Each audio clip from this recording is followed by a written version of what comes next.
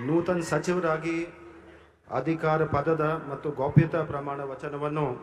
ಸ್ವೀಕರಿಸಲು ವೇದಿಕೆಗೆ ಆಹ್ವಾನಿಸುತ್ತೇನೆ.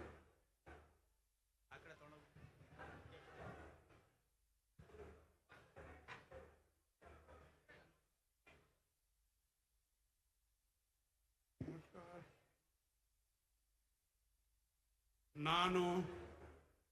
ಬಸವರಾಜ್ ರಾಯರೆಡ್ಡಿ ಎಂಬ ಹೆಸರಿನ ನಾನು ಕಾನೂನಿನ ಮೂಲಕ ಸ್ಥಾಪಿತವಾದ ಭಾರತದ ಸಂವಿಧಾನ ವಿಷಯದಲ್ಲಿ ನಿಜವಾದ ಶ್ರದ್ಧೆ ಮತ್ತು ನಿಷ್ಠೆಯನ್ನು ಹೊಂದಿರುತ್ತೇನೆಂದು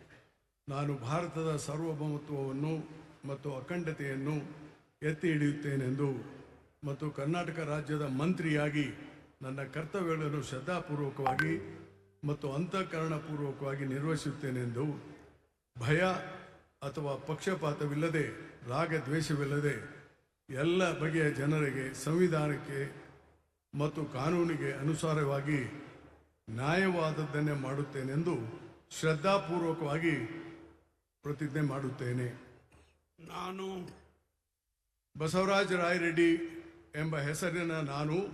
ಕರ್ನಾಟಕ ರಾಜ್ಯದ ಮಂತ್ರಿಯಾಗಿ ನನ್ನ ಪರ್ಯಾಲೋಚನೆಗೆ ತರಲಾಗುವ ಅಥವಾ ನನಗೆ ತಿಳಿದು ಬರುವ ಯಾವುದೇ ವಿಷಯವನ್ನು ರಾಜ್ಯದ ಮಂತ್ರಿಯಾಗಿ ನನ್ನ ಕರ್ತವ್ಯಗಳ ಯುಕ್ತ ನಿರ್ವಹಣೆಗೆ ಅಗತ್ಯವಾಗಬಹುದಾದ ಸಂದರ್ಭದಲ್ಲದೆ ಅನ್ಯಥಾ ಯಾರೇ ವ್ಯಕ್ತಿಗೆ ಅಥವಾ ವ್ಯಕ್ತಿಗಳಿಗೆ ಪ್ರತ್ಯಕ್ಷವಾಗಿ ಅಥವಾ ಪರೋಕ್ಷವಾಗಿ ತಿಳಿಸುವುದಿಲ್ಲ ಅಥವಾ ಬಹಿರಂಗಪಡಿಸುವುದಿಲ್ಲ ಎಂದು ಶ್ರದ್ಧಾಪೂರ್ವಕವಾಗಿ ಪ್ರತಿಜ್ಞೆ ಮಾಡುತ್ತೇನೆ.